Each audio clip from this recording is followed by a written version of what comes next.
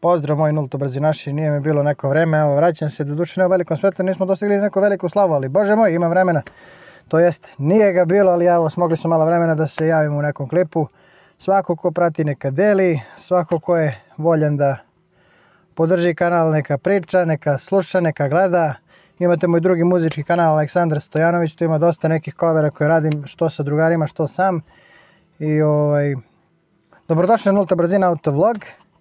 I danas popravljamo zvučnik u vozačevim vratima, jer od kako smo zamenili podizač stakla nešto se čudno desilo i nije više hteo da radi zvučnik u vozačevim vratima.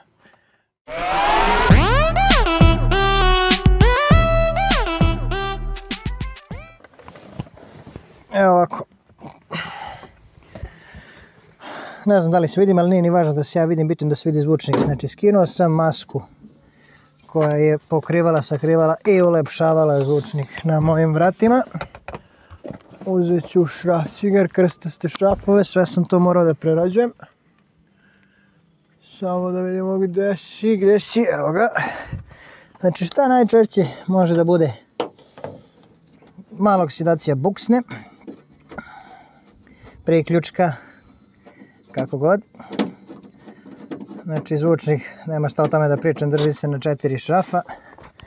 Posle nekog vremena mnogi zvučnici završe na hol šrafima, jer se ošteti ili pip pojebe navoj na samim vratima.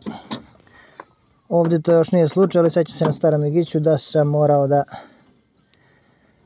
doslovce stavljam hol šrafe jer je navoj bio sjeban još pre nego što sam ja krenuo da koristim iste.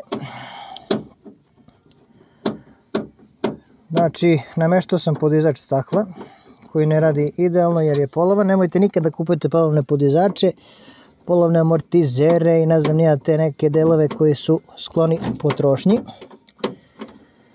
Kao polovne ne možete kupiti polovna vrata, polovno staklo, polovnu ručku, polovan volan, šta god, ručku menjača, pa čak i šalt hebli, nije važno, mnogo toga može, ali dosta toga i nije preporučljivo, pa ni podizač stakla. Jer ćete doći u situaciju da kao ja morate pri podizanju da potpomažete samo staklo rukom. E pa da, evo, našli smo odmah o čemu se radi. Izvukao se kabel sa buksne, pošto ja trenutno kod sebe nemam te male auto buksne, ali to nije bez razloga, samo da vidimo šta se tu desilo. Ne znam, ali ovako ćemo. Pošto sam u nekoj žurbi, radim klip da ispoštujem sebe, ali i vas koji pratite i oni koji me više ne prate, a da ispoštujem i oni koji bi možda zapratili ovaj rad. Čekam drugara Stevu da probamo da sviramo džitru, malo da se zezamo. Imamo u planu sutra da se pojavimo na javnom mestu sa svirkom. Tako da koji iz okoline Petrovca vjerojatno će imati prilike da prošeta parkom i svrati, ali vidjet ćemo. O tom potom. Sad nam je važno da osposobimo zvučnik jer samo da vidimo može li to. Imamo ovu zaštitu. Ajmo da probamo. Ne znam koja je playlista trenutno na radiju. Ali, bože moj, ovo sve. Definitivno imamo zvuk. A to je Limp Bizkit. Nećemo da gubimo sad tu na autorskim pravima preglede i ne znam šta. U suštini, to je bio problem. Žica sa buksne se pokidala, uvek treba da se uradi nova buksna. Novi priključak, ali pošto ja kod sebe baš se zadesilo da nema ni jedan. Znam, nemam potrebe da proveravam, jednostavno poznajem svoj alat. Nećemo biti u mogućnosti da radimo novo, da tu demonstriramo, a i nije to neka matematika. Uzmu se klešta, zaseče se kabel, stisne se buksna na 2 mesta i rešili ste stvar. U ovom slučaju ja sam samo provukao žicu kroz pin konektor na zvučniku i lepo sam namestio, zaglavio žičicu i to radi. To je klasična jednosmerna struja i ne može da se pogreši. niti može nešto da se spali ili šta ja znam, posebno kod mene koji niti imam pojačalo niti bilo šta, a i pojačalo imaju osigurači. Ko se bavi ozvukom zna to bolje od mene. Ja kao muzičar nešto malo znam, jer ne znam koliko je poznato, ali bubnjare baš nešto i ne kotiraju među muzičari. Oni su najbolji drugari muzičari. Tako da i to što znam možemo kačiti mačku rep s vremena na vreme. Sad, pošto meni mogu i to da demonstriram. Moja vrata su sad specifična jer sam namestio ovako nazovi tapacirung, jer sam imao problema zbog podizača stakla. Nisam htio da habam fabrički tapacirung jer ne mogu da verujem koliko malo delova za jugića može da se nađe. Znači da nije bilo par likova na Facebooku i ovo ne bi mo ni ručke da nađem za vrata, prozore i tome slično.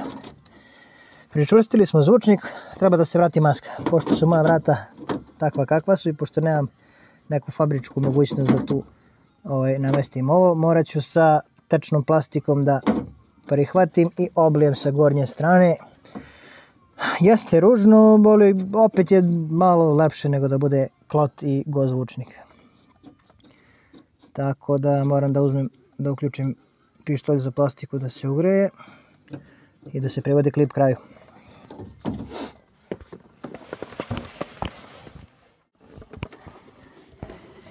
I evo nas, nakon par minuta, nakon što smo sačekali da se ugreje pištolj sa plastikom, tečno.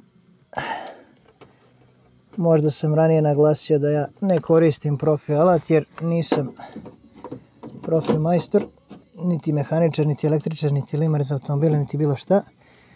I koristim u ovom slučaju kineski pištolj za plastiku od 450 dinara sa plastikom od, ja mislim, da li 10 ili 20 dinara komad kod istih. I završava poslove poput ovog i tome slično. Čak sam i branik sa njime lepio i evo još uvijek drži maska na braniku. Malo ćemo da zadržimo da se osuši. A za to vreme recite ili pišite u komentarima, lupite like, share, subscribe. I pišite u komentarima ako biste želeli neku od tema, dajte mi malo ideje, malo sam ostao bez inspiracije, previše obaveze i gužva na porodičnom i poslovnom nivou. I ne mogu da, nemam iskreno ni ideje, ni vremena puno, ali sam spreman da odvojim vremena, da odradim par klipova za ono što vas interesuje. Ne mogu da pričam mnogo o drugim automobilima, ali za sve jugomane i početnike vozače i vozače jugiće i one koji bi želeli da voze jugiće, zastave i bilo šta iz zastavinog nekadašnjeg programa. Pišite u komentarima i pravimo teme na tu priču, jer to jest pravimo priče na tu temu. Jer što se tiče jugića i zastavnih vozila, mogu da kažem da imam dosta iskustva, što vozačkog, što sa popravkama, majstorima, problemima i uživanjem u istim, tako da slobodno pišite šta vas interesuje, možda mogu da pomognem. I to je to, još jednom like, share, subscribe, ostanite verni nulta brzina autovlogu. Danas smo popravili zvučnik, sutra ćemo nešto drugo.